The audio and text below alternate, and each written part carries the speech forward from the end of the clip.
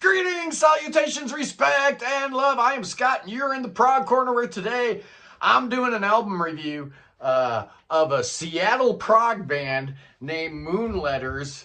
Apparently, these guys formed way back in like 2014, 2015, something like that, and finally got around to putting out their first album in 2019. It was called Until They Feel the Sun. Very cool album. 3 years later, they followed it up with Thank You from the Future. Very, very cool. And now we've got their third album, This Dark Earth. And you ask, Seattle prog, what is that, man? There's no prog in Seattle. They're just busy making airplanes and, brewing up coffee, I guess. But yeah, this is like a super group, right? All these guys, there's 5 members of the band, same 5 guys on all 3 albums, but they came from like a whole variety of Seattle prog bands. Let me read them off. Wah Wah, Exit Wound, Authentic Luxury, Space Bag, Everything Oscillating, Panther Attack, Chaos in the Cosmos, Bone Cave Ballet. Those are cool. The Autumn Electric. Very cool names. I don't know any of those bands, but let's look at who's in the band. I have been a big fan of Michael True. His vocals have shown up in a variety of places, including the Samurai of Prague. He plays flute also on the album. Dave Webb is the guitar player. John All Day. Hey, all day with those keyboards, man. And he busts out a trumpet solo on one song. It's just amazing. Mike Murphy on bass. He's fantastic. And Kelly Mines on drums, holding the whole thing down. They self-released this puppy June 13th, so I'm late. I'm really late. A few of my contemporaries have already reviewed this, so I'm sorry. It's available on CD. It's available on vinyl. You can get it on digital. Go to their Bandcamp page or go to Laser's Edge. Ken Golden's got the vinyl and the CD. There are 6 songs on this baby. It's 43 minutes long. It's got an epic that ends it. They have never done an epic before, so I'm loving this album, man. Let's dive right into these tracks, shall we? It starts with the Energy of the Heart, man, and talk about energy.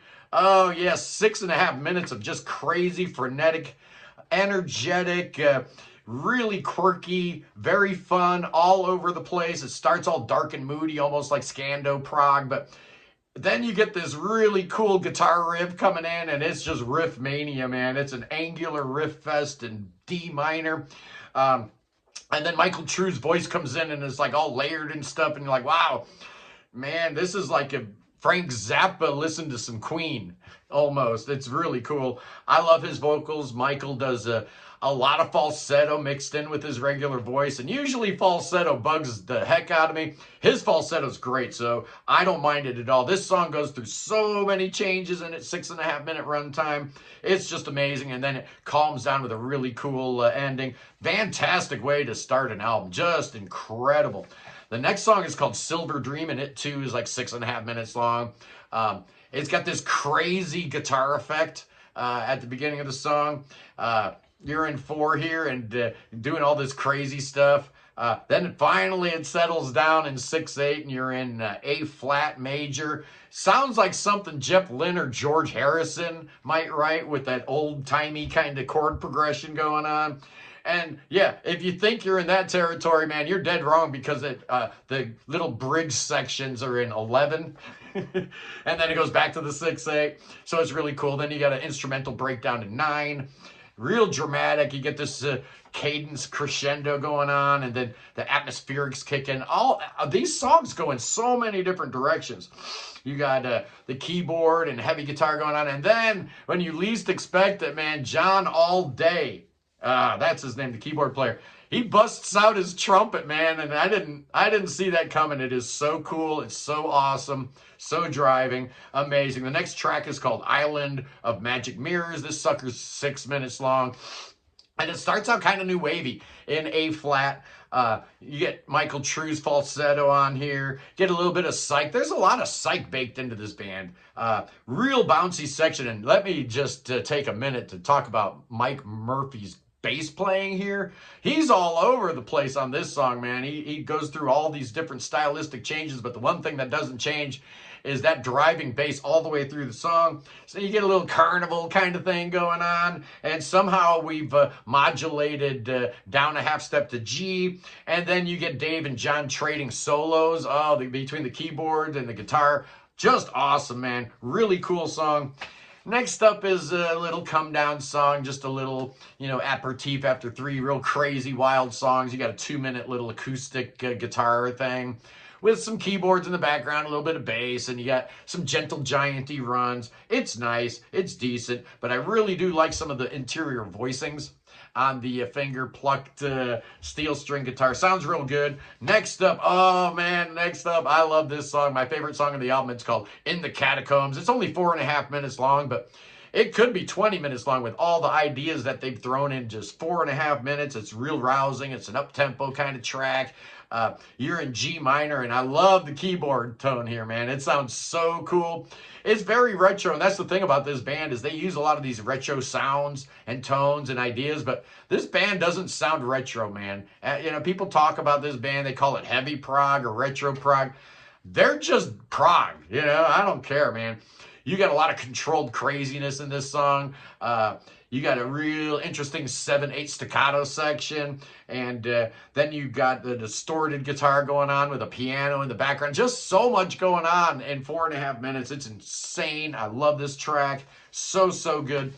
The album ends with the epic, and this is the first time Moonletters have attempted an epic. The longest song before this was 9-minute song on their first album. I think it was called Sea Battle or something like that. But this one's really cool. A little bit different because, most of the songs on this album are just crazy and just jam-packed with ideas. So information-dense. 17-minute track, they get to kind of put their hair down, kick their feet up, relax a little bit. It starts out really slow and low-key, like, you're driving down the Pacific Coast Highway with the wind in your hair, kind of California vibe going on in A minor. Very smooth and unassuming. This whole track is dominated by Michael True's voice. The vocal sections really help pull this thing together. So you got 3 distinct vocal sections. The song's broken up into 3 parts. And then you get all the little instrumental fiddly bits around it. But the first one is just really, really cool. And then the band starts cooking a little bit more, and you're in 5/4. And then that section ends, and it's really abrupt. There's the break between parts 1 and 2. Little abrupt. I wish they would have figured out some connective tissue to make it flow a little bit better. But the second section starts off all dreamy. You're in the relative major now, so you're in C. And did he just rhyme painting with Hades? I think he did. But he's talking about, falling asleep next to the TV. We've all been there. And then you get a little psych section. Michael busts out the flute, which sounds real good. And then at the 9-minute section, you got almost like some King Crimson-y things going on. A little bit of a piano break. And then towards the 11.5-minute mark, you get the entrance of the final section. And again, it's dominated by Michael's incredible vocals. It kind of ties it all together, even though none of the melodies actually come back. You kind of hear echoes of them. So it does kind of hang together well as a whole, but I do wish they would have spent a little bit more time on the epic, because honestly, it's almost a letdown, man. I don't think it's as good as the shorter tracks. It was their first foray into the long-form songwriting, so, I'll cut them a little bit of slack, but, if they would have stuck the landing on the epic, this could have been a 10 out of 10, but what's my score going to be as a result? I like the epic, don't get me wrong. It's very, very cool. I really, really like it, but I don't like it as much as Energy of the Heart or In the Catacombs. Those songs are just incredible. Silver Cloud, just amazing. I love this album. I think it's great. What's my score going to be, boys and girls? I'm giving this puppy a 9 out of 10. Yes, I am. I enjoyed this thing quite a bit.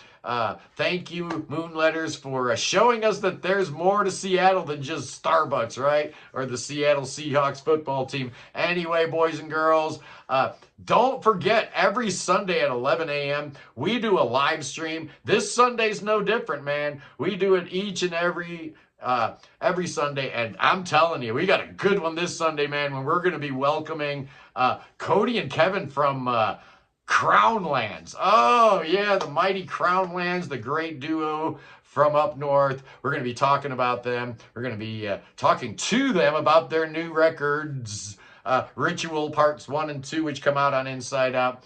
Gonna have a vinyl release for it, and we're gonna listen to some tracks. We're gonna talk to the boys. It's gonna be awesome. Anyway, boys and girls, if you like my content, hit the subscribe button. If you really, really like it, you know what to do. Become a member of the Prog Corner.